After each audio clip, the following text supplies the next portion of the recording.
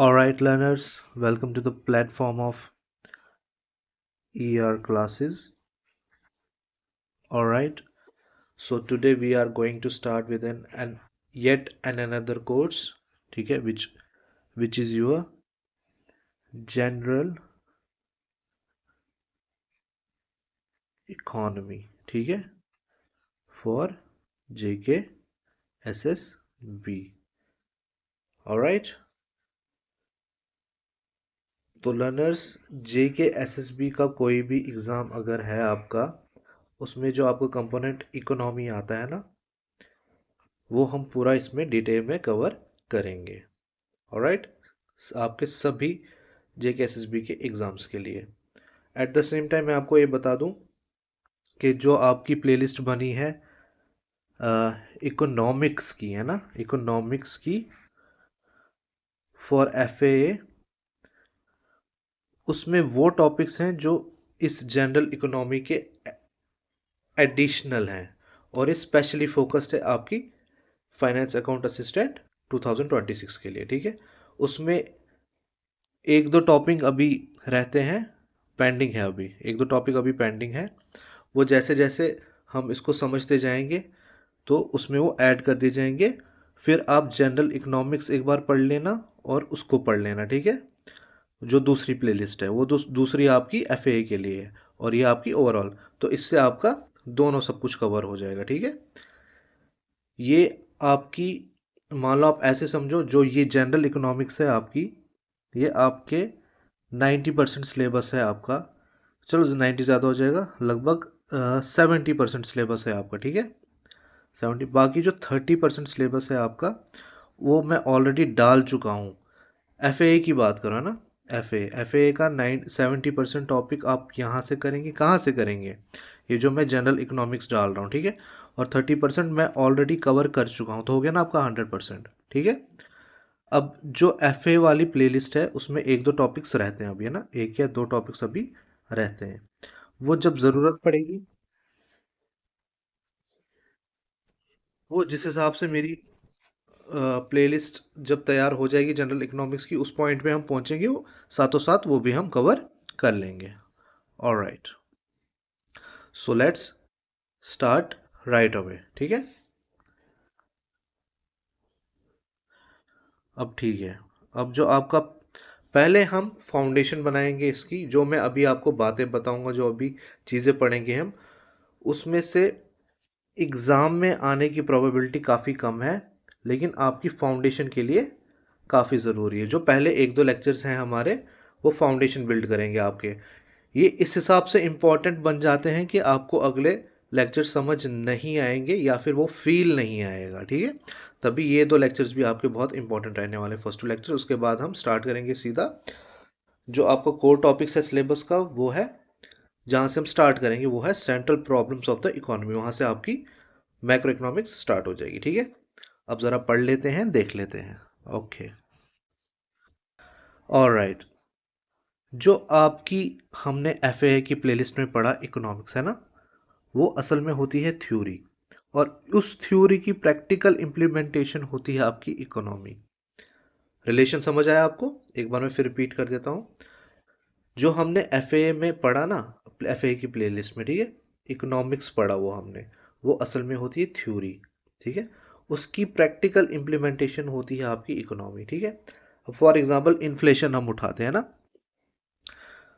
तो इकोनॉमिक्स आपको बताएगा इन्फ्लेशन के मॉडल्स, थ्योरेटिकल मॉडल्स, है ना, इन्फ्लेशन का ये थ्योरेटिकल मॉडल 1, मॉडल 2, मॉडल 3, जो इसको एक्सप्लेन करेंगे. ठीक है, और फिर जब उनको हम प्रैक्टिकली इम्प्लीमेंट करेंगे तो उससे हमें पता चलेगा कि जो इंडिया में इन्फ्लेशन है वो मान लो X% है इस वक्त, है ना, X% से बढ़ रही है. ठीक है, तो ये चीज़ हमें कि X% में से बढ़ रही है इंडिया में, है ना, ये चीज़ है आपकी इकोनॉमी.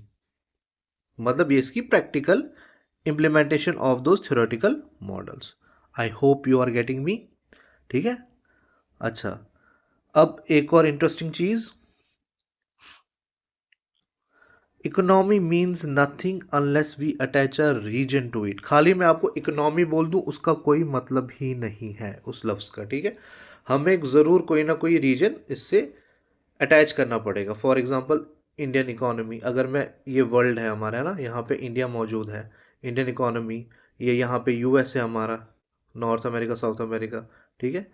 इस रीजन की बात हो रही है या इस रीजन की बात हो रही है इकोनॉमी की, तभी वो सेंस बनाता है, ठीक है। जैसे इंडियन इकोनॉमी या यूएस इकोनॉमी एटसेट्रा, और कंट्रीज की भी, ओरिजिन्स की भी हो सकती है इकोनॉमी, ठीक है।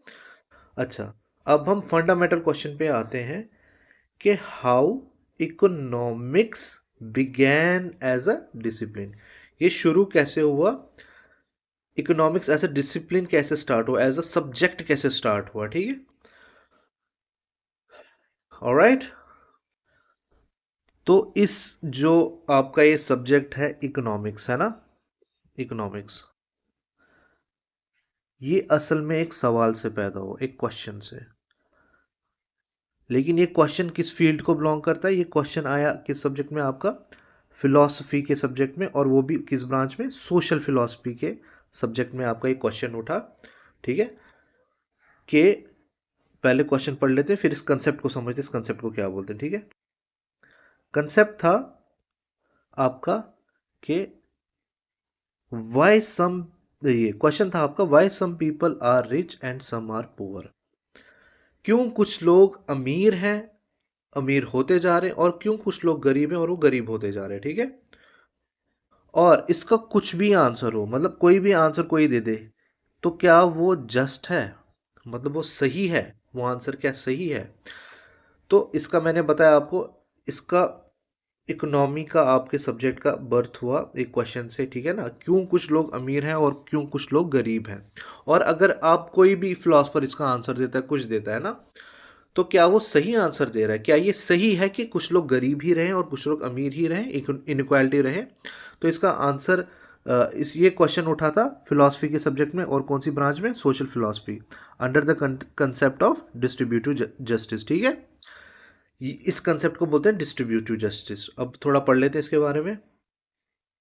सोशल फिलॉसफी का कंसेप्ट है डिस्ट्रीब्यूटिव जस्टिस, कि मतलब जस्ट है कि, मतलब ये जस्ट होता है ना, एक होता है जस्ट सही, और दूसरा होता है अनजस्ट, है ना, जो नहीं, सही नहीं होता है, ठीक है। ये सही है और ये सही नहीं है, ठीक है। ये कंसेप्ट कहता है डिस्ट्रीब्यूटिव जस्टिस का, कि क्योंकि कुछ लोग अमीर हैं और गरीब हैं, लेकिन क्या ये जो डिस्ट्रीब्यूशन है वेल्थ की, मनी की, क्या ये जस्ट है, क्या ये सही है, ठीक है। तो क्या हुआ, जो आपके 18th और 19th सेंचुरी के फिलोसफर्स थे, क्योंकि ये उठा ही सोशल फिलॉसफी में कंसेप्ट था, कंसेप्ट ऑफ डिस्ट्रीब्यूटिव जस्टिस, है ना। इन्होंने जब इन क्वेश्चंस के साथ डील किया, तो इन्होंने इकोनॉमिक्स को एज अ सेपरेट डिसिप्लिन बना दिया। I hope you are getting me, alright. तो चलिए आगे बढ़ते हैं, अब हम पढ़ेंगे डेफिनेशंस के बारे में, ठीक है। डेफिनेशंस के बारे में पढ़ेंगे, किसकी, इकोनॉमिक्स की, ठीक है, इकोनॉमिक्स की।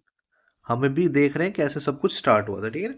उसमें अब हम डेफिनेशंस देखनी है, 4 डेफिनेशंस देखेंगे हम इकोनॉमिक्स की। और ये आप रख लो, ये 4 आपके ग्रोथ के फेज हैं। फॉर एग्जांपल आप ऐसे समझो कि जो ट्री एक फुल अपनी ग्रोथ में आता है, सबसे पहले वो सीड होता है, ठीक है। फिर वो सीडलिंग, पहले सीडलिंग होती है ना, फिर उससे सीडलिंग निकलती है, ठीक है। फिर थोड़ा सा वो प्लांट बनता है, फिर धीरे धीरे वो ट्री बन जाता है। तो ये एवोल्यूशन है ना, ग्रोथ का एवोल्यूशन या ग्रोथ है, स्टेज 1, स्टेज 2, स्टेज 3, स्टेज 4, ठीक है।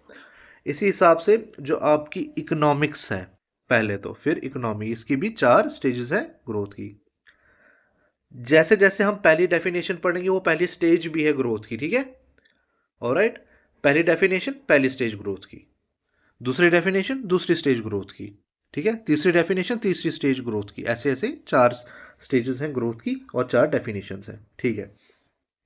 अब पहली आती है स्मिथ्स वेल्थ डेफिनेशन, ठीक है।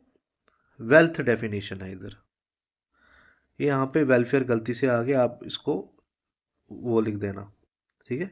ये वेल्थ आएगा इधर, WEALTH, ठीक है।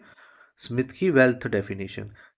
और इस एरो को बोलते हैं या इस ग्रोथ को क्या बोलते हैं, क्लासिकल फेज को क्लासिकल एरा बोलते हैं, ठीक है, ग्रोथ ऑफ इकोनॉमिक्स की। ओके, अब क्या होता है, सब कुछ स्टार्ट होता है ईयर 1776 को लेके, ठीक है। ये हम उधर पढ़ चुके हैं, फाइनेंस अकाउंट असिस्टेंट के बारे में भी उस प्लेलिस्ट में पढ़ चुके हैं जब पढ़ रहे थे उधर, हम इकोनॉमिक्स फॉर FAA 2026, उधर हमने एडम स्मिथ की बुक का दिया दिया था, an inquiry into the wealth of nations, ठीक है। तो 1776 में एडम स्मिथ लिखते हैं बुक वेल्थ ऑफ नेशंस, ठीक है, एडम स्मिथ, ठीक है। इस बुक में स्मिथ ने दिया concept of laissez faire, laissez faire, ठीक है, that is policy of no non intervention. इसका मतलब क्या होता है, इसका मतलब होता है, आप ऐसे समझो, रिसेंटली इंडिया के प्राइम मिनिस्टर ने एक स्टेटमेंट दी थी रिसेंट पास्ट में कि government has no business to be in business. मतलब गवर्नमेंट का कोई लेना देना नहीं है बिजनेस के साथ, बिजनेस आप लोग करो, यानी एंटरप्रेन्योर्स, जैसे बड़े बड़े कैपिटलिस्ट हैं हमारी कंट्री में, जैसे अडानी अंबानी है ना, टाटा थे, he passed away, may he soul rest in peace, ठीक है, रतन टाटा। ऐसे ऐसे बड़े बड़े इंडस्ट्रियलिस्ट हैं हमारे पास, कैपिटलिस्ट हैं, है ना। तो उनको बोल ये बोला जाता है, लेसेस फेयर का कंसेप्ट क्या है, ठीक है, लेसेस फेयर का कंसेप्ट ये है कि उनके काम में गवर्नमेंट कोई दखल नहीं देगी। अब ये उस टाइम पे क्या होता था, जब ये कंसेप्ट लिखी गई थी वेल्थ ऑफ नेशन, तब तब आपका ब्रिटिश एम्पायर एपिटोम पे था अपनी, है ना, ब्रिटिश एम्पायर, ठीक है।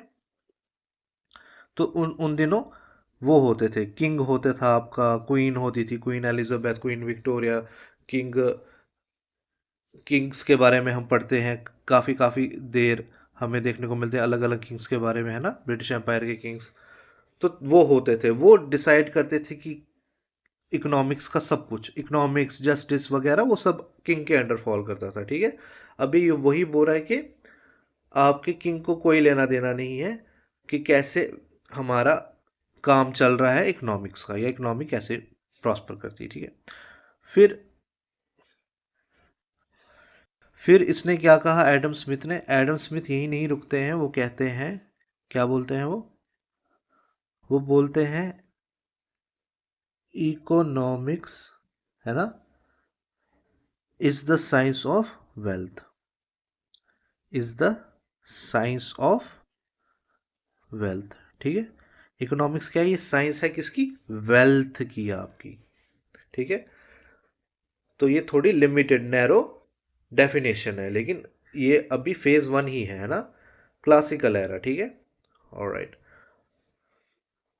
लेसिस फेयर के बारे में बता चुका हूँ आपको, policy of non intervention, either जो किंग था या क्वीन थी या आज की हमारी प्रेजेंट गवर्नमेंट है, इनका कोई लेना देना नहीं है इकोनॉमी हमारी कैसे बढ़ रही है, कैसे चल रही है, ठीक है। अब इसका मतलब क्या है,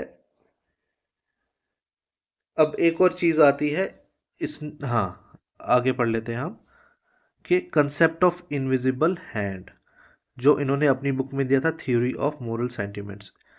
अब इसका मतलब क्या है, इनविजिबल हैंड से मतलब है यहाँ पे, जो इनविजिबल हैंड है ना, इसका मतलब है यहाँ पे सेल्फ इंटरेस्ट। क्या मतलब है, सेल्फ इंटरेस्ट, अपना अपना मतलब। अब इनके कहने का मतलब ये था कि मैं आपको थोड़ा बैकग्राउंड दे देता हूँ इसके बारे में, है ना। जो एडम स्मिथ की थ्योरी थी ना, जो इन्होंने लिखी थी, लेसिस फेयर की कंसेप्ट दिया था, ये काफ़ी पॉपुलर हुआ आपका अमेरिका में। अब अमेरिका के आपको पता है all and all capitalist economy है ना, वहाँ पे गवर्नमेंट बिल्कुल भी इंटरफेयर नहीं करती। फिर क्या होता है आगे जाके 1776 से लेके काफ़ी इकोनॉमिकल बूम आया ना, इकोनॉमी काफ़ी ग्रोथ पकड़ लेती है, काफ़ी तेज़ी से बढ़ने लगती है अमेरिका। आज की टाइम पे सुपर पावर इसीलिए हुआ क्योंकि उनकी इकोनॉमी ज़बरदस्त रही है इतने साल, ठीक है। फिर आगे आई थिंक 1929 में आया ग्रेट डिप्रेशन, ठीक है, ग्रेट डिप्रेशन, अमेरिकन इकोनॉमी, ठीक है। मतलब बुरे हाल हो गए थे, जॉब्स लॉस हो रही थी, सारी फैक्ट्रियां वैक्ट्रियां बंद हो गई थी, ताले लग गए थे, ये वो हुए, ठीक है। फिर जब अब गवर्नमेंट थोड़ी एक्शन में आई, तो फिर उन्होंने मशवरा लिया इन्हीं से ना, जो इकोनॉमिस्ट थे उस वक्त के, तो उन्होंने कहा, एडम स्मिथ ने कहा है कि हमें कुछ नहीं करना है, हम कुछ नहीं करेंगे, मार्केट खुद ठीक हो जाएगी, ठीक है, we will not do anything. और मार्केट, उन्होंने पूछा गवर्नमेंट ने कैसे होगी, तो उन्होंने उनका कंसेप्ट दिखाया इनविजिबल हैंड का, ठीक है, एडम स्मिथ का कंसेप्ट लाया उन्होंने सामने, इनविजिबल हैंड का, जो उन्होंने बुक में लिखा था, कौन सी, थ्योरी ऑफ मॉरल सेंटिमेंट्स। इसका मतलब है कि जब इकोनॉमिक, जैसे इकोनॉमी मैं दिखाता हूँ आपको, जैसे आपकी मान लो 1776 से लेकिन आपकी इकोनॉमी बूम कर रही थी, ऊपर जा रही थी, फिर अचानक से डाउनफॉल आ गया, ठीक है, फिर इकोनॉमिक्स जो थे उस टाइम के, उन्होंने कहा कि हम कुछ नहीं करेंगे, जो इनका कंसेप्ट है इनविजिबल का हैंड का, वो हम क्या बोलते हैं इसको, वो यूज़ करेंगे। वो कहता है कि कुछ नॉन इंटरफेरेंस करनी है, गवर्नमेंट को कुछ नहीं करना है, चीज़ें खुद ब खुद ठीक हो जाएंगी। कैसे होंगी ठीक, सबको अपना अपना फ़ायदा सोचना है, इस हिसाब से सबका फ़ायदा हो जाएगा। फॉर एग्ज़ाम्पल, अमेरिका में, नॉर्थ अमेरिका में ना, नॉर्थ अमेरिका में अगर बड़े लोग रहते हैं, ठीक है, बहुत इंडस्ट्रियलिस्ट, वर्कर शर्कर जो भी हैं, सब इकोनॉमी का 0 से लेके 100%, ठीक है, जो भी है, तो वो जब अपना अपना फ़ायदा कर लेंगे, तो इकोनॉमी एज अ होल आपकी स्ट्रांग हो जाएगी। जब सब, ये फॉर एग्जांपल आप क्रिकेट मैच का सोचो, क्रिकेट जो टीम होती है, जब सब प्लेयर्स आपस में अच्छी तरह खेलेंगे, है ना, तो आपकी टीम खुद ब खुद स्ट्रांग हो जाएगी। वही इधर वही हो रहा था, ठीक है, ये आप समझ गए इनविजिबल हैंड का कंसेप्ट, ठीक है। अब दूसरे डेफिनेशन के बारे में बात करते हैं, ये दूसरी फेज ऑफ ग्रोथ के बारे में, या दूसरी स्टेप ऑफ एवोल्यूशन के बारे में बात करते हैं, ठीक है। ये है मार्शल्स, क्या है, मार्शल्स वेलफेयर डेफिनेशन, ठीक है, मार्शल की वेलफेयर की डेफिनेशन। इस एरा को बोला गया आपका नियो क्लासिकल एरा, ठीक है, नियो क्लासिकल एरा। अब इसमें अल्फ्रेड मार्शल आपके क्या बोलते हैं, उन्होंने अपनी बुक में लिखा 1890 में, है ना, 1890 में, एक मिनट,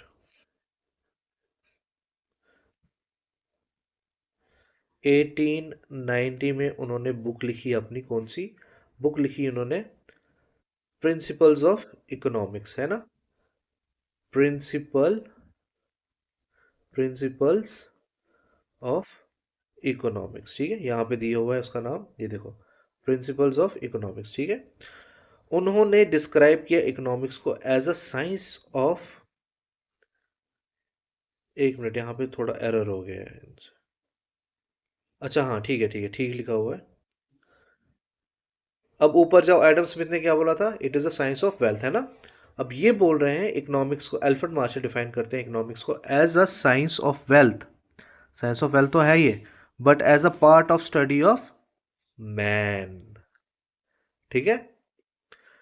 असल में उन्होंने डेफिनेशन जो दी थी वो ये थी, it is the study of Mankind in the ordinary business of life. ये स्टडी है मैनकाइंड की in the ordinary business of life, यानी, अब देखो, उधर उस सबसे ऊपर जो पहले हमने एडम स्मिथ की डेफिनेशन पढ़ी, उधर हमने सिर्फ पढ़ा साइंस ऑफ वेल्थ। अब ये तो काफी नैरो थी ना, अब इसमें इन्होंने मैन को ले आए, ये है ना, ह्यूमन काइंड को ले आए, तो थोड़ा इवॉल्व कर लिया इसको, एज ए सोसाइटी आ गया एक हिसाब से। मैन तो अब अकेले रहेगा नहीं ना, वो तो सोसाइटी में ही रहेगा, तो ये मैन का स्टडी है इसमें। अब मैन की स्टडी को मॉडर्न डे में क्या बोलते हैं, एंथ्रोपोलॉजी, है ना, एंथ्रोपोलॉजी, स्टडी ऑफ मैन, ठीक है। ये आगे हम पढ़ेंगे, ये मैं क्यों बता रहा हूँ आपको एंथ्रोपोलॉजी टर्म, आगे मैं फिर से ये आएगी, ठीक है, ठीक है। तो मैन कैसे बिहेव करता है सोसाइटी में, कैसे रहता है, ये सब कुछ आता है स्टडी ऑफ मैन में, part of study of man. तो ये डेफिनेशन थोड़ी बढ़ गई, पहले था सिर्फ साइंस ऑफ वेल्थ, अब साइंस ऑफ वेल्थ तो है ये, लेकिन as a part of study of man, इसी को बोला गया न्यू क्लासिकल एरा, पुराना क्या था, क्लासिकल एरा, ठीक है। सो लर्नर्स, अब हम आते हैं तीसरी डेफिनेशन पे, और तीसरी स्टेज ऑफ ग्रोथ पे, तीसरे स्टेप ऑफ एवोल्यूशन पे, ठीक है। अब वो है आपका रॉबिन्स स्केरसिटी डेफिनेशन, ठीक है, रॉबिन्स से स्केरसिटी डेफिनेशन, ठीक है। अच्छा, एज क्या है आपकी, द न्यू एज, ठीक है ना, the new age, alright, the new age, the new age, ठीक है। अब क्या होता है, जो आपके ये रॉबिन है ना इकोनॉमिस्ट, इन्होंने दी थी डेफिनेशन ये 1932 में। किस में दी थी? 1932 में। और किस में दी थी? ये दी थी इन्होंने N essay into the nature and causes of economic sciences, ठीक है। पहली बार इकोनॉमिक और साइंस को जोड़ा गया ना डेफिनेशन में ही। An essay into the nature and causes of economic sciences, ठीक है। इनकी डेफिनेशन के हिसाब से, रॉबिन की डेफिनेशन के हिसाब से, ठीक है, ये स्टडी है ना। It is the study of human behaviour as a relationship between ends and scarce means that have alternative uses, ठीक है। ये स्टडी है ह्यूमन बिहेवियर की as a relationship between ends and scarce means that have alternative uses. अब इस definition को समझने के लिए मैं आपको एक एग्जांपल बताता हूँ, एक इमेजिनरी सिनेरियो बताता हूँ, ठीक है। आप उसको इमेजिन कीजिएगा, ऑलराइट। सो लर्नर्स, अब आप इमेजिन कीजिए कि आप मॉल जा रहे हैं, ठीक है। फॉर एग्ज़ाम्पल अपने किसी फॉर एग्ज़ाम्पल अगर आपकी चाइल्ड है तो उसके साथ नहीं, तो आप समझ लो जैसे नीस है आपकी, है ना। फॉर एग्ज़ाम्पल मेरी नीस है, ठीक है। अब मैं इसको लेके जाता हूँ मॉल में, ठीक है। कहाँ लेके जाता हूँ? मॉल में। लेकिन मैं इसको देता हूँ सिर्फ और सिर्फ ₹100। कितना देता हूँ? ₹100। और इसके पास ऑप्शन है कि ये चॉकलेट ले सकती है, ठीक है, या फिर आपका कोई टॉय ले सकती है, या फिर आपका कोई ड्रेस ले सकती है, या फिर शूज़ ले सकती है, ठीक है। अब अगर मैं इसको ₹100 देता हूँ, ठीक है। अब ₹100 क्या आ गया आपका? ये आया आपका स्केर्स मीन्स, है ना, स्केर्स मीन्स। क्योंकि देखो अगर 2 लाख रुपए होते या 1 लाख रुपए होते तो ये सब कुछ खरीद लेती, है ना।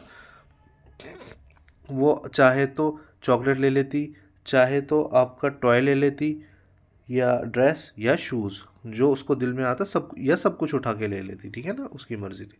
अब लेकिन जब मैंने इसको ₹100 ही दिए तो मैंने उसको स्केर्स रिसोर्स दे दिया, स्केर्स मीन्स दे दिया। स्केर्स होता है कमी, कमी किसी चीज़ की, है ना, स्केर्सिटी, कमी किसी चीज़ की, ठीक है। कम मीन्स दे दिए, कम रिसोर्स दे दिया, ठीक है। अब इसको ज़रूरी अब चॉइस करना, चॉइस अब इसको बनानी पड़ेगी, ठीक है, कि मुझे या तो अब चॉकलेट ही चाहिए। फॉर एग्ज़ाम्पल इसको अब खाने का ज़्यादा शौक है तो ये चॉकलेट ही लेगी, ठीक है। ये उठा लेगी और घर पे जाएगी, ठीक है। अब ये एग्जांपल आप दिमाग में रखिएगा, ठीक है। ओके, अब एक बार फिर डेफिनेशन पढ़ लो। स्टडी ऑफ ह्यूमन बिहेवियर, मैंने अपनी भांजी का बिहेवियर देखा, इसको कौन सी चीज़ पसंद है, ठीक है। As a relationship between ends आ गए यही। एंड क्या था इसका? एंड होता है मतलब आपका मकसद क्या है। मकसद इसका था चॉकलेट खरीदना, एम, लास्ट गोल, ठीक है। वो इसने चॉकलेट ली और खा गई, ठीक है। एंड स्केयर्स मीन्स वही ₹100 का नोट, ठीक है। That have alternative uses. अब इसका क्या मतलब? जो स्केयर्स मीन्स इसके पास से यानी ₹100, उससे ये चॉकलेट भी खरीद सकती थी, टॉय भी खरीद सकती थी, कोल्ड ड्रिंक भी ले सकती थी, ड्रेस भी ले सकती थी, शूज़ भी ले सकती थी, जो इसको दिल करता। यानी ऑल्टरनेटिव चॉइसेस थी इसके पास, यानी ऑल्टरनेटिव यूजेस थे इसके पास, ठीक है। अब आप इसको रिप्लेस कर दो, ये जो मैंने एग्जांपल आपको बताई आप इसको रिप्लेस कर दो, ठीक है। मेरी भांजी की जगह आप रखो इंडिया, ठीक है, इंडिया। अब जो उसके पास स्केयर्स रिसोर्सेज थे वो आप रख लो 100 करोड़, ठीक है। स्केयर्स मीन्स अब जो ऑल्टरनेटिव यूजेस थे, है ना, वहाँ पे चॉकलेट, टॉयज, ड्रेस वगैरह थी, यहाँ पे आप रख लो।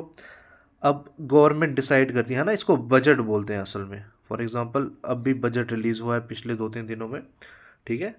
अभी इंट्रोड्यूस किया था पार्लियामेंट में बजट 2026 का, ठीक है। आप इसको बजट मान लो इंडिया का, ठीक है, 100 करोड़, ठीक है। अब ये गवर्नमेंट डिसाइड करती है कि हम एग्रीकल्चर के सेक्टर में इसको लगाएं, या फिर आपका ऑटोमोबाइल इंडस्ट्री में इसको लगाएं, या फिर आपका इंफ्रास्ट्रक्चर में इसको लगाएं, या फिर हॉस्पिटल्स बनाएं या फिर स्कूल्स बनाएं, ठीक है। तो यही आ गए ऑल्टरनेटिव यूजेस, ठीक है। अब आपको डेफिनेशन बिल्कुल समझ आ गई होगी, पढ़ लो। स्टडी ऑफ ह्यूमन बिहेवियर, है ना, study of human behaviour as a relationship between ends and scarce means that have alternative uses. Alright, I hope it is all clear. आगे बढ़ते हैं। अब है fourth and the last definition जो हम पढ़ेंगे। ऐसे तो काफ़ी सारी डेफिनेशंस हैं, और लास्ट स्टेज ऑफ ग्रोथ जो कि आती है आपकी द मॉडर्न एज, ठीक है। अब है हमें पढ़नी है सैमुअल्सन्स ग्रोथ डेफिनेशन, ठीक है। ये मॉडर्न एज की और एक कॉम्प्रिहेंसिव डेफिनेशन है, ठीक है। सैमुअल्सन ने ये डेफिनेशन दी थी 1948 में, एक साल बाद जब हम आज़ाद हुए थे, है ना, इंडिया जब आज़ाद हुआ था 1948 में। ओके, और ये बहुत कॉम्प्रिहेंसिव डेफिनेशन है, ठीक है। और इसने अपनी ये डेफिनेशन किस बुक में दी थी? एन इंट्राडिक्टरी एनालिसिस, ठीक है, एन इंट्राडिक्टरी एनालिसिस, ये है बुक का नाम, एन इंट्राडिक्टरी एनालिसिस। और ये मोस्ट कॉम्प्रिहेंसिव, ठीक है। मॉडर्न एज आ गई है आपकी 1948 में, ठीक है। अब ये क्या डेफिनेशन बताता है? इसमें ये डेफिनेशन लिखते हैं, it is the study of how man and society choose to employ scarce resources that have alternative uses to produce various commodities and distribute them for consumption now and in the future, ठीक है। या short में मैं बोलूँ, study of how man and society choose to employ scarce resources having alternative uses, ठीक है, to produce various commodities to and distribute them for consumption now and in the future. All right. अब ऊपर तो हम बात कर चुके हैं ना, लेकिन अब इसने क्या किया, मैन और सोसाइटी को इंट्रोड्यूस किया, ठीक है। मैन और सोसाइटी, और इसने मतलब एपिटोम पे ले आया एवोल्यूशन की। स्टार्ट कहाँ से हुआ था आप खुद देख सकते हैं। पहले हुआ था साइंस ऑफ वेल्थ, जो कि एडम स्मिथ ने दी थी डेफिनेशन, है ना, science of wealth Adam Smith ने, ठीक है। फिर मार्शल ने क्या, अल्फ्रेड मार्शल ने क्या बोला था, ये क्या है, स्टडी ऑफ मैन, मैन तक पहुंचा। रॉबिन ने क्या कहा, ये क्या है, डिफाइन कैसे किया था इसको, ह्यूमन बिहेवियर, है ना, human behaviour as a relationship between ends and scarce means that have alternate uses, जो यहाँ पढ़ चुके हैं, ठीक है। अब इसने क्या बोला, ये ले आया मैन एंड सोसाइटी में। ह्यूमन बिहेवियर तो है ही, बाद में है मैन एंड सोसाइटी, ठीक है। और ये भी पिछली डेफिनेशन सारी इसमें कवर हो गई। तो ये था आपका एवोल्यूशन। ऑलराइट, अब मेरी बात ध्यान से सुनिए। इसकी डेफिनेशन आप मैं डिक्टेट करता हूँ, एक बार फिर से बोल देता हूँ, आप इसको लिख लीजिए, ठीक है। यहाँ पे उतना लिखा नहीं हुआ है डिटेल में, लिखा तो है, क्रक्स लिखा हुआ है, ठीक है। फिर भी मैं आपको बोलता हूँ, आप एक बार लिख लो इसको। इट इज़ द स्टडी, ठीक है, फिर ये सारा आ जाएगा, of how man and society choose to employ scarce resources having alternative uses. अब आगे आप लिखो जो मैं बोल रहा हूँ, to produce various commodities and distribute them for consumption now and in the future, ठीक है। ये आ गई आपकी कंप्लीट डेफिनेशन। अब इसके कहने का मतलब क्या है, फॉर एग्जाम्पल कल को हम, पहले तो ये बात आ गई कि स्टडी है मैन और सोसाइटी की, ठीक है। अब वही स्केयर्स रिसोर्सेज एम्प्लॉय करना, जैसे हम बोल रहे थे एग्रीकल्चर में, अब हम या फिर इंडस्ट्री में, मान लो हमने इंडस्ट्री की, ये ऑटोमोबाइल इंडस्ट्री की बात की, ठीक है, कि हम वहाँ पे पैसा लगाएंगे, लगा दिया हमने पैसा, बजट का है ना 100 करोड़ लगा दिया। फॉर एग्जांपल, मिसाल फॉर एग्जांपल आपके समझने के लिए, इसमें भी हमने लगा दिया फॉर एग्जांपल 50 करोड़ लगा दिया इसमें, ठीक है। 100 करोड़ की 100 करोड़ बजट था, 50 करोड़ इसमें लगा दिया। अब क्या बोल रहा है ये, अब हमने ऑटोमोबाइल गाड़ियाँ बनानी स्टार्ट कर दी, अब इनको डिस्ट्रीब्यूट भी तो करना है, वो भी इसी में आ जाएगा डेफिनेशन, डिस्ट्रीब्यूट कैसे करना है ना। और अब भी नाउ, मतलब ऐसा नहीं करना है हमने जो मटेरियल लगता है इसमें, या फिर इसमें फॉर एग्जांपल आपने ऑटोमोबाइल बना लिया हमने, है ना, तो हम ऐसा ना हो के जो प्रेजेंट जनरेशन वो सारी की सारी फॉसिल फ्यूल ख़त्म कर ले, यानी पेट्रोलियम और गैसोलीन आज ही ख़त्म कर ले, कल को जब गैसोलीन और पेट्रोलियम में आपका डीजल ही नहीं बचेगा, आप गाड़ी बना के क्या करोगे, ठीक है। तो हमें कंजम्पशन आज भी करनी है, now and in the future generations के लिए भी बचा के रखें। ऐसे तो फ्यूचर जनरेशन्स के लिए हमने इलेक्ट्रिक व्हीकल्स की ऑप्शन रखा हुआ है और हम कोशिश करेंगे उधर शिफ्ट होने की। नियर फ्यूचर में ये फॉसिल फ्यूल सारे आई थिंक 2060s और 70s के अराउंड ये लगभग ख़त्म होने वाली है, ऐसा रिपोर्ट आई थी, ठीक है। ऑलराइट, तो अब हम तब भी सारे इलेक्ट्रिक व्हीकल्स की तरफ शिफ्ट हो रहे हैं। अब आगे हम पढ़ते हैं हमारा नया topic which is branches of economics, branches economics की, ठीक है। अब सबसे पहली ब्रांच आती है माइक्रो इकोनॉमिक्स, ठीक है, माइक्रो इकोनॉमिक्स। अब इसको कॉइन का मतलब होता है दी किसने थी, है ना। पहली बार इस कॉइन किसने की थी, पहली बार बुरा बोला या लिखा किसने था इसको, वो रैगनर फिशर ने लिखा था, ठीक है, रैगनर फिश, ठीक है, FIRSCH, ठीक है। ब्रांचेस ऑफ इकोनॉमिक्स में आपको पहले बता देता हूँ, ये हैं आई थिंक ये असल में तो बड़े किस्म की हैं, फिलहाल हम 4 ही पढ़ते हैं, ठीक है। पहला है माइक्रो इकोनॉमिक्स, दूसरा है आपका मैक्रो इकोनॉमिक्स, कितने हो गए 2, ठीक है। तीसरा आ गया आपका मीजो इकोनॉमिक्स, चौथा आ गया मेटा इकोनॉमिक्स, ठीक है, और भी हैं एटसेट्रा, ठीक है, एटसेट्रा। ओके, अब हम पढ़ते हैं 4 के बारे में, ठीक है। अच्छा, माइक्रो इकोनॉमिक्स और मैक्रो इकोनॉमिक्स आपने याद रखनी है, ये कॉइन की थी दोनों, है ना, माइक्रो भी और मैक्रो भी कॉइन किसने की थी, रैगनर फिश ने, ठीक है। अब आगे पढ़ते हैं। अब अच्छा, अब ये जो आपका माइक्रो इकोनॉमिक्स है ना, माइक्रो इकोनॉमिक्स आगे फॉर एग्जांपल हम इंडिया के अंदर रहते हैं ना, इंडिया के अंदर हम रहते हैं, ठीक है। मेरी ड्राइंग के लिए मुझे माफ़ कर दीजिएगा, ठीक है, असल में ऑप्शन भी नहीं है यहाँ पे ज़्यादा, ठीक है। ओके, अब इंडिया में हम रहते हैं फॉर एग्जांपल JNK के अंदर, है ना। इधर हम किसी एक सेक्टर के बारे में बात करें, या फिर फॉर एग्जांपल आप रख लो, आप बात कर रहे हो वे मॉल के बारे में, है ना, वे मॉल जम्मू में। अब ये कैसे काम करता है ना, वेजेस कितनी है, वर्कर्स की सैलरीज कितनी है, टोटल बजट क्या है इसका, वगैरह वगैरह, कितनी शॉप्स हैं, उसी के रिलेटेड, ठीक है। वो आ गया इंडिविजुअल यूनिट, ठीक है। Studies individual unit, example a producer, a consumer, etcetera, ठीक है। ऑलराइट, कितने लोग यहाँ पे कंज्यूमर आते हैं, कितने लोग यहाँ पे प्रोड्यूसर है, उनको इंडिविजुअली पढ़ना, ये आ गया माइक्रो इकोनॉमिक्स, ठीक है। अब मैक्रो इकोनॉमिक्स क्या होता है, मैक्रो इकोनॉमिक्स होता है जो नेशनल लेवल पे बात होती है, जैसे आपकी नेशनल इनकम कितनी है, इंडिया की मॉनेटरी पॉलिसी क्या है, इंडिया की इन्फ्लेशन कितनी चल रही है, इंडिया में महंगाई कितनी चल रही है ना, ये वही है looks economy as a whole, ठीक है। ओके, अब है मीजो इकोनॉमिक्स। अब मीजो से क्या मतलब है आपका, मीजो से मतलब होता है ये तो ना तो जो ना कि मैक्रो हो, ना ही माइक्रो, ना ही माइक्रो, ठीक है। जैसे फॉर एग्जांपल मैं आपको बोलूं, ऑटोमोबाइल सेक्टर है ना, ऑटोमोबाइल सेक्टर, ये आगे ना तो ये मैक्रो है ना तो माइक्रो है। अब ठीक है, आप समझिए, नाइदर मैक्रो नॉर माइक्रो, इतनी डेफिनेशन भी आप याद रखोगे चल जाएगा काम, ठीक है। ना ही माइक्रो ना ही मैक्रो, फिर पहचानना है आपको, ठीक है। Study of particular sector, for example automobile sector, किसी एक सेक्टर के बारे में हम बात करें, ठीक है ना। मैक्रो इकोनॉमी में तो बहुत कुछ है, माइक्रो इकोनॉमी में हम ऑटोमोबाइल सेक्टर की बात ही नहीं करते, वो इंडिविजुअल्स की बात करते हैं ना, ठीक है। तो ना ही ये मैक्रो है ना ही ये माइक्रो है। ओके, अब है लास्ट हमारी मेटा इकोनॉमिक्स। अब फॉर एग्जांपल आप इसको ऐसे समझो, फिजिक्स है ना, फिजिक्स किस बारे में बात करती है, आपकी बात करती है लॉ ऑफ नेचर्स की, है ना, लॉज ऑफ नेचर के बारे में बात करती है। अब जो आप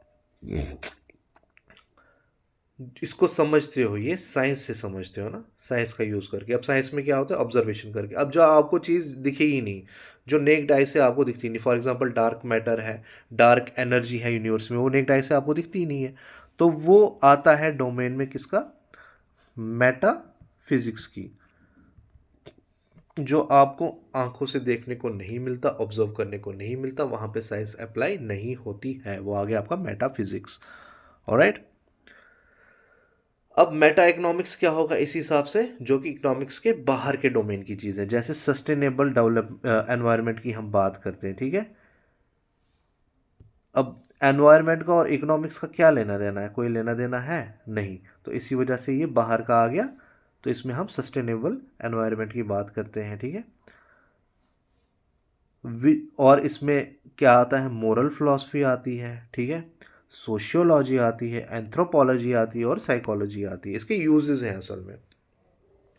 फॉर एग्जांपल साइकोलॉजी का क्या यूज़ है इकोनॉमिक्स में। फॉर एग्जांपल आपने देखा होगा जब हम सुपर शॉपीज जाते हैं या मॉल्स वगैरह में जाते हैं तो वहाँ पे म्यूज़िक चल रहा होता है ना। तो अब म्यूज़िक और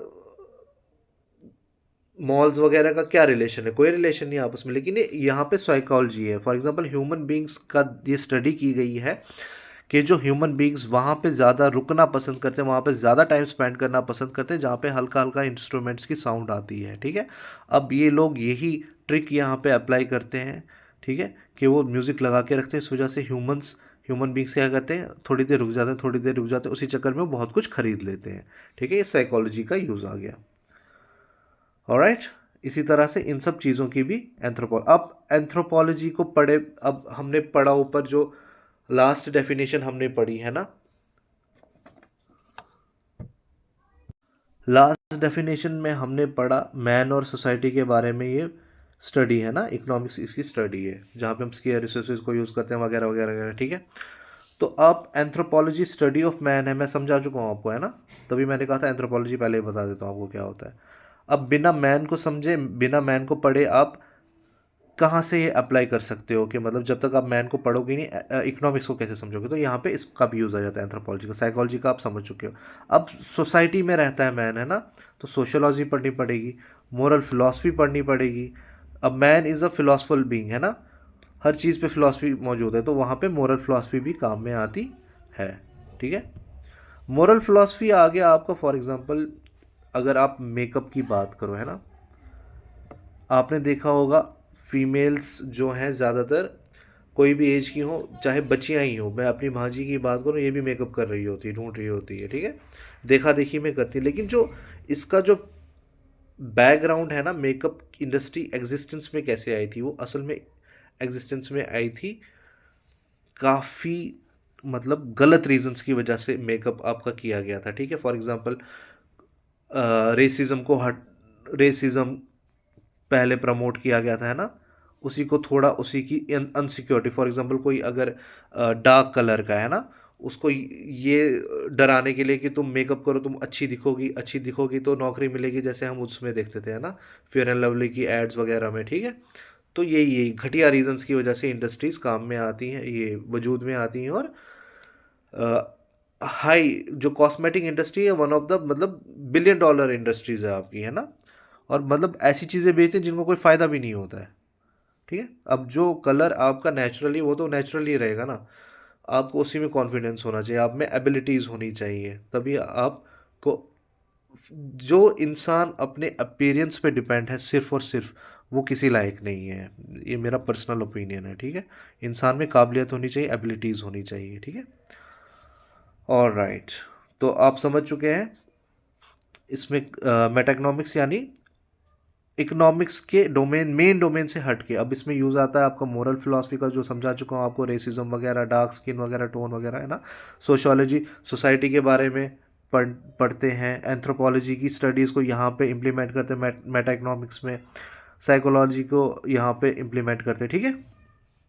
अच्छा, अब जो आगे एक आता है आपका, वो है ब्रांचेस ऑफ इकोनॉमी। हम पढ़ चुके हैं ना, ब्रांचेस ऑफ इकोनॉमी हम पढ़ लिए, ये रहा, ब्रांचेस ऑफ इकोनॉमिक्स हम कवर कर चुके हैं। अब आगे आपका एक इम्पॉर्टेंट और इंटरेस्टिंग क्वेश्चन आता है, वो ये आता है आपका कि इज़ इकोनॉमिक्स पॉजिटिव और नॉर्मेटिव साइंस, ठीक है। क्या इकोनॉमिक्स पॉजिटिव है, पॉजिटिव साइंस है या नॉर्मेटिव साइंस है। अब पॉजिटिव साइंस क्या होता है, ठीक है। पॉजिटिव साइंस आपका ये होता है जो आपको बताए, पॉजिटिव साइंस क्या होती है, जो आपको बताए व्हाट इज, असल में क्या है, ठीक है। नॉर्मेटिव साइंस आपकी होती है what ought to be, what ought to be। Alright, positive और नॉर्मेटिव साइंस में आप डिफरेंस समझ चुके हैं। फॉर एग्जांपल पॉजिटिव साइंस की हम एग्जांपल लेते हैं, ठीक है।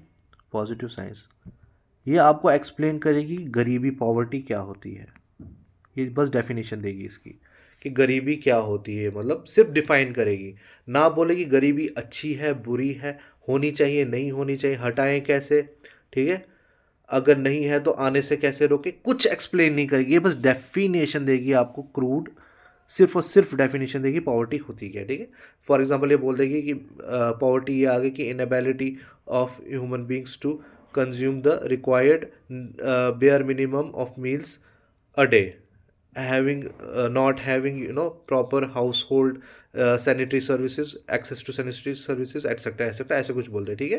कि मतलब गरीबी ये है कि आप जो कम से कम खाना है दिन का वो आपको नहीं मिल रहा है, घर पे ये सर के ऊपर छत नहीं है आपके, वॉशरूम्स वगैरह अवेलेबल नहीं है आपके पास एटसेट्रा, पहनने को कपड़े नहीं है ना एटसेट्रा एटसेट्रा एटसेट्रा, आप अच्छा खासा मतलब जो बेयर मिनिमम लाइफस्टाइल है आपको वो आप गुजर नहीं कर पा रहे हो, ठीक है।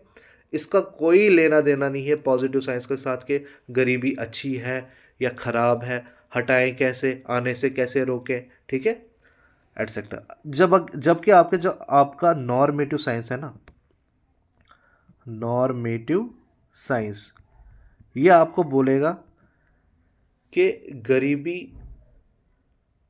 होनी चाहिए कि नहीं होनी चाहिए, ठीक है, मतलब गरीबी नहीं होनी चाहिए, आपको सीरियसली बोलेगा कि नहीं होनी चाहिए, हाँ सही बात है नहीं होनी चाहिए, ठीक है। या फिर सोसाइटी वगैरह में मर्डर्स हो रहे हैं और भी हीनियस क्राइम्स हो रहे हैं, नहीं होने चाहिए, ठीक है, गरीबी नहीं होनी चाहिए, ये भी नहीं होने चाहिए, इसी तरह से। और आपको बताए कि गरीबी को कैसे रोकें, मर्डर्स वगैरह को कैसे रोकें। तो जो आपका इकोनॉमिक्स है ना, ठीक है, इकोनॉमिक्स आपका बोथ पॉजिटिव साइंस भी है, fact based, and normative science भी है, ठीक है, ओपिनियन बेस्ड, कैसे हटाएं कैसे कम करें गरीबी वगैरह, ठीक है। इट इन्वॉल्व्स वैल्यू जजमेंट्स, वही आ गया ना, जज कर रहा है ये कि हम ये खराब है तो हटाएं कैसे, है ना, कितनी गरीबी ठीक है, कितनी बर्दाश्त के बाहर है, ऑलराइट। तो ये आपको याद रखना है यहाँ तक कि आपकी जो इकोनॉमिक्स है ये बोथ इकोनॉमिक्स है ये बोथ पॉजिटिव साइंस भी है, fact based, and normative science भी है, opinion based, it involves value judgements, alright. So अगले लेक्चर में मिलते हैं और हम स्टार्ट करेंगे, अगले ही लेक्चर से हम कोर टॉपिक्स पढ़ना स्टार्ट कर देंगे, ठीक है, जो कि आपका रहने वाला है, क्या रहने वाला है मैं दिखा देता हूँ आपको, central problems of the economy, ये क्या है, क्यों होती है वगैरह वगैरह, क्या है एक्सप्लेन करने की कोशिश करेंगे इसको अगले लेक्चर में, और यहीं से हमारा कोर टॉपिक्स स्टार्ट हो जाएगा सिलेबस का, ठीक है, alright. So let's meet in our next lecture. God bless you. Take care and keep on revising.